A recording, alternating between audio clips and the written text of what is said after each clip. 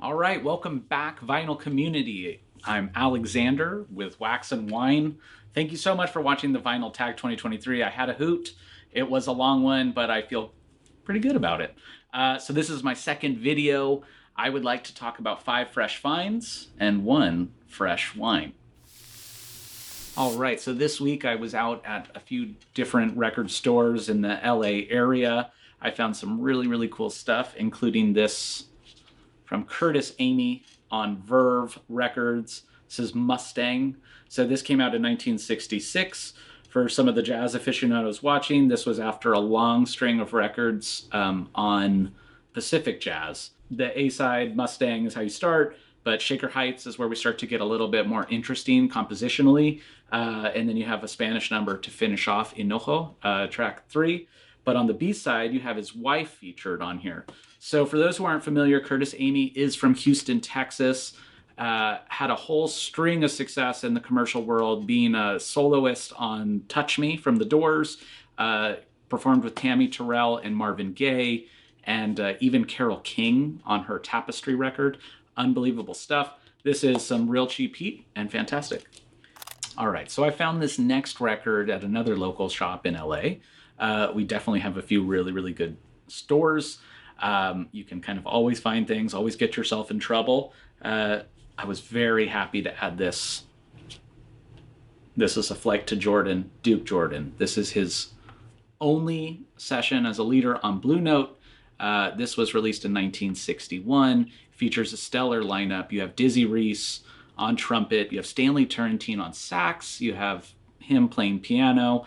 And then you have Reginald Workman on bass and Art Taylor on the drums. It's a awesome record. Flight to Jordan, the opening track is great. Starbright, beautiful. Really shows off Dizzy's skills on the trumpet. Really beautiful sound. Also kind of shows off a little bit of Stanley Turrentine's kind of warmer tone as well. You flip over to Deacon Joe, the opening track on the flip is a little bit further away from a kind of a compact composition. It's just great stuff. So this was a Japanese recording that I found, which made it kind of a value in the bins.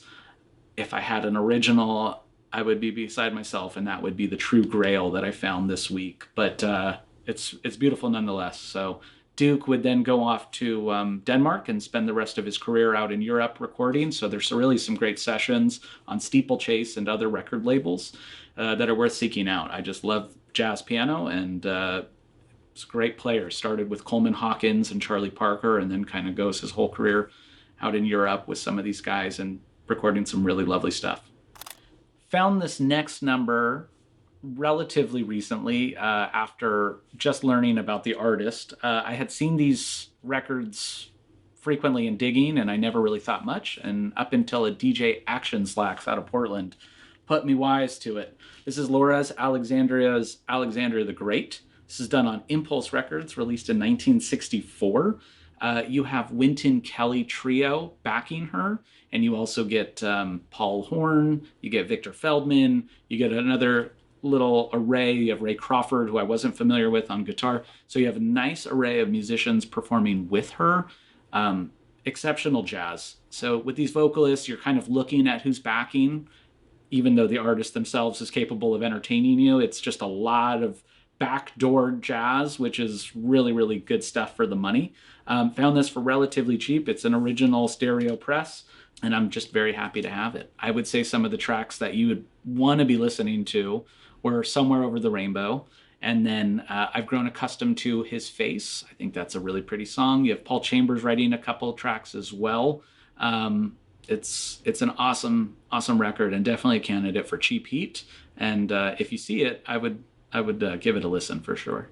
All right, so I found this next one. I'll be honest, I do not really excel in the 80s. I know I love The Cure, I love the Smiths, I love the Ramones, I love certain bands.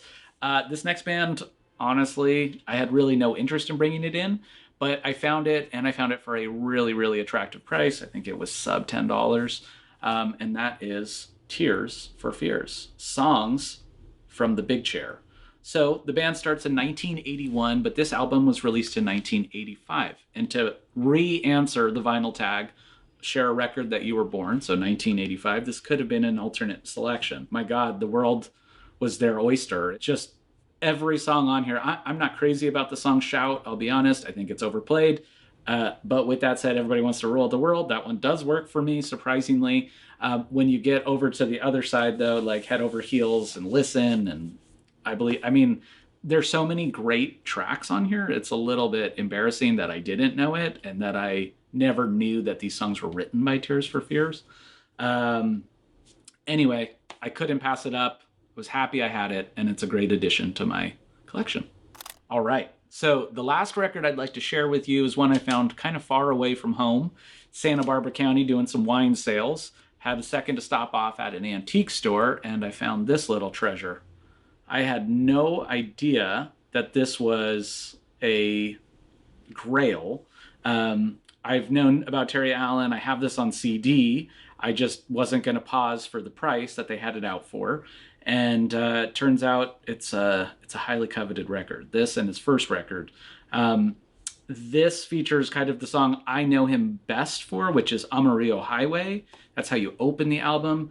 There's a lot of great stuff on here. Cocktails for Three. Kind of that whole A side. So High Plains Jamboree. I love that song. But again, I was just grateful to find this, and hopefully you'll give it a listen and love it as much as I will. All right, so the other half of this channel for Wax and Wine is clearly going to be the wine. So I talked about 5 fresh finds. Now I'm going to talk about 1 fresh wine. This is Muscadet. Muscadet is out in the northwest of France in the Loire. This is a crisp wine from Domaine de la Pépinière. This is Gras Mouton. I don't automatically make an association to jazz or to rock or to classical when I'm drinking wine, but frequently when I'm listening to music, I am having a glass of wine. What is this wine? Muscadet is the place. So again, I said it's up in the Loire Valley in the northwest of France. This spot, Muscadet, is along the coast. So it would kind of go together in terms of seafood. And it does famously pair with oysters or mussels. So if you like moule frite or you like something along those lines, this is a perfect wine. The best part about the wine is it's generally under $20. If you were to find a Cru Muscadet, now you're pushing the price point up to about $30. But aside from that, you're looking at a great value find. The characteristics of the wine, high acidity, so a lot of minerality, a lot of crispness and flavor. And then you kind of get a very nice citrusy, briny character to the wines. This is, again, it's an oceanic wine. You kind of get that influence all over it. I don't want anyone to get too bogged down in the details. I just wanted to introduce 1 fresh wine with my fresh finds. But I also wanted to thank you all for getting to this point, and then thank so many of you in the VC, and even a guy who isn't in the VC, but who makes videos on audiophile equipment. So I'll personally name you all. Bob Bradley, that's probably, for me, the most entertaining. I just love watching him. Vinyl Richie. Guy makes me laugh on every video. Lovell Carter out of Chicago. That guy kills it. Just has such an epic, broad range of vinyl. Eric Weinbender. Guy also makes me laugh. Fun dude. Really cool introduction. Really likes King Gizzard and the Lizard Wizard. Steve Carlson. I definitely am your subscriber. Love watching your stuff. And Richard Riley, that guy also makes me laugh pretty hard. I watched his video a long time ago on Lizzo. That had me rolling in my seat. But that guy's love for music, second to none. Super cool. And then the guy who's not in the VC, but is just an amazing character and does so much great content is the Audiophiliac, so Steve Guttenberg. So he's great. So all you guys have been such a wealth of knowledge, and I hope I can share my love with wine and kind of merge the two, and you guys can learn from me like I've learned from you, and keep it going. Cheers.